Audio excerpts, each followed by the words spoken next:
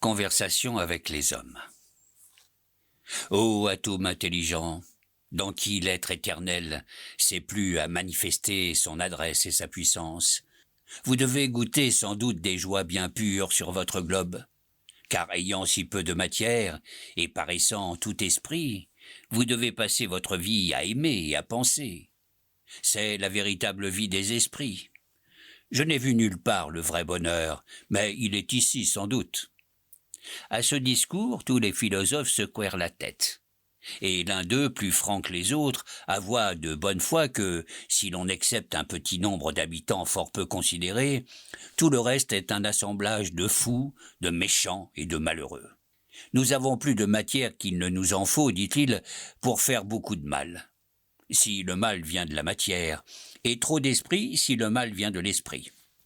Savez-vous bien, par exemple, qu'à l'heure où je vous parle, il y a 100 000 fous de notre espèce, couverts de chapeaux, qui tuent 100 000 autres animaux couverts d'un turban, ou qui sont massacrés par eux, et que presque sur toute la terre, c'est ainsi qu'on en use de temps immémorial. Le Syrien frémit et demanda quel pouvait être le sujet de ces horribles querelles entre de si chétifs animaux. Il s'agit, dit le philosophe, de quelques tas de boue grands comme votre talon. Ce n'est pas qu'aucun de ces millions d'hommes qui font égorger prétendent un fœtus sur ce tas de boue. Il ne s'agit que de savoir s'il appartiendra à un certain homme qu'on nomme sultan, ou à un autre qu'on nomme, je ne sais pourquoi, César. Ni l'un ni l'autre n'a jamais vu, ni ne verra jamais le petit coin de terre dont il s'agit, et presque aucun de ces animaux qui s'égorgent mutuellement n'a jamais vu l'animal pour lequel il s'égorge. « Ah, malheureux !» s'écria le Syrien, avec indignation. « Peut-on concevoir cet excès de rage forcené ? Il me prend envie de faire 3 pas et d'écraser d'un coup de pied toute cette fourmilière d'assassins ridicules. »« Ne vous en donnez pas la peine, lui répondit-on. Ils travaillent assez à leur ruine. Sachez qu'au bout de 10 ans, il ne reste jamais la 100e partie de ces misérables. Sachez que, quand même ils n'auraient pas tiré l'épée, la faim, la fatigue ou l'intempérance les emportent presque tous. D'ailleurs, ce n'est pas eux qu'il faut punir.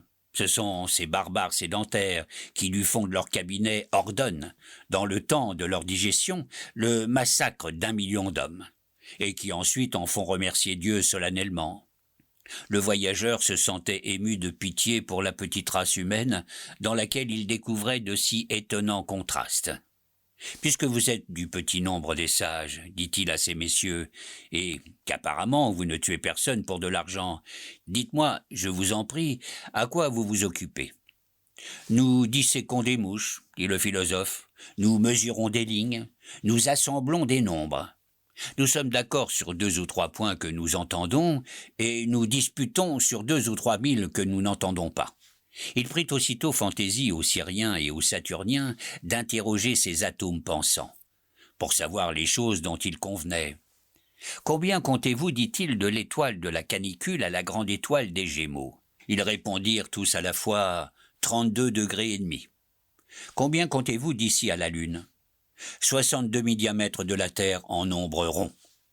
Combien pèse votre air ? » Il croyait les attraper, mais tous lui dirent que l'air pèse environ 900 fois moins qu'un pareil volume de l'eau la plus légère, et 1900 fois moins que l'or de Ducat. Le petit nain de Saturne, étonné de leur réponse, fut tenté de prendre pour des sorciers ces mêmes gens auxquels il avait refusé une âme un quart d'heure auparavant. Enfin Micromégas leur dit « Puisque vous savez si bien ce qui est hors de vous, sans doute vous savez encore mieux ce qui est en dedans. Dites-moi ce que c'est que votre âme, et comment vous formez vos idées. » Les philosophes parlèrent tous à la fois comme auparavant, mais ils furent tous de différents avis.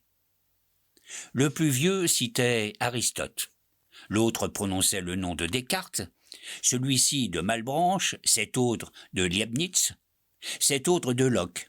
Un vieux péripatéticien dit tout haut avec confiance « L'âme est un entéléchie, et une raison par qui elle a la puissance d'être ce qu'elle est. » C'est ce que déclare expressément Aristote, page 633 de l'édition du Louvre. « Antelechelkest » Je n'entends pas trop bien le grec, dit le géant. « Ni moi non plus, dit l'amite philosophique. » Pourquoi donc, reprit le Syrien, citez-vous un certain Aristote en grec? C'est, répliqua le savant, qu'il faut bien citer ce qu'on ne comprend point du tout dans la langue qu'on entend le moins.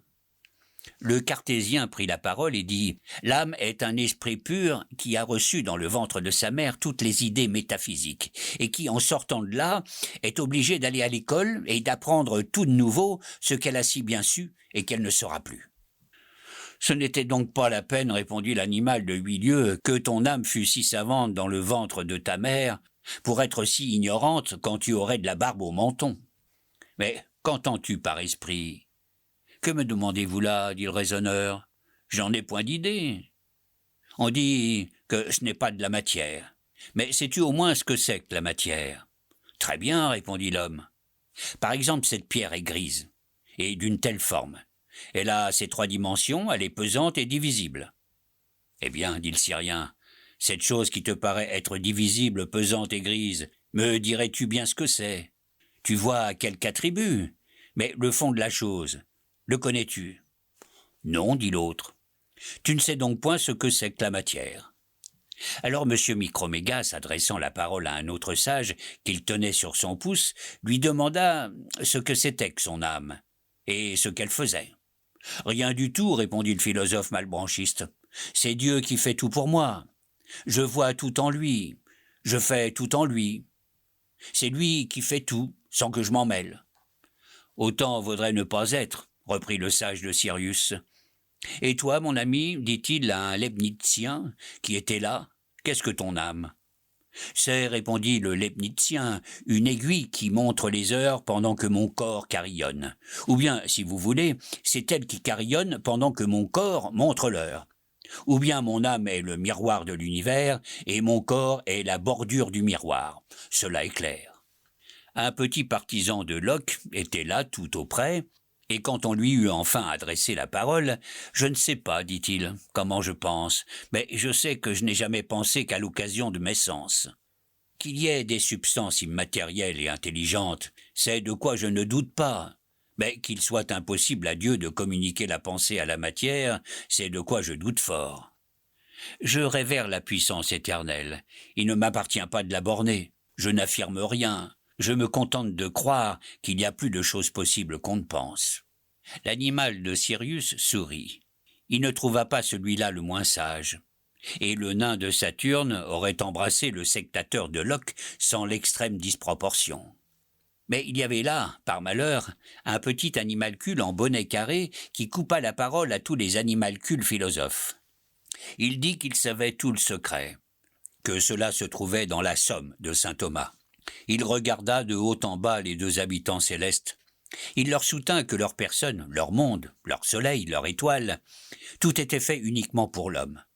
À ce discours, nos 2 voyageurs se laissèrent aller l'un sur l'autre en étouffant de ce rire inextinguible qui, selon Homère, est le partage des dieux. Leurs épaules et leur ventre allaient et venaient.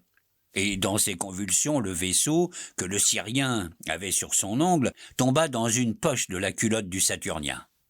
Ces 2 bonnes gens le cherchèrent longtemps.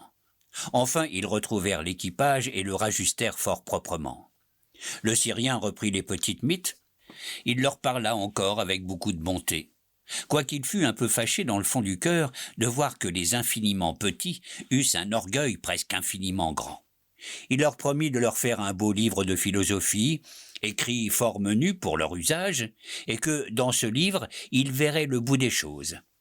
Effectivement, il leur donna ce volume avant son départ. On le porta à Paris, à l'Académie des sciences. Mais quand le secrétaire l'eut ouvert, il ne vit rien qu'un livre tout blanc. « Ah, dit-il, je m'en étais bien douté.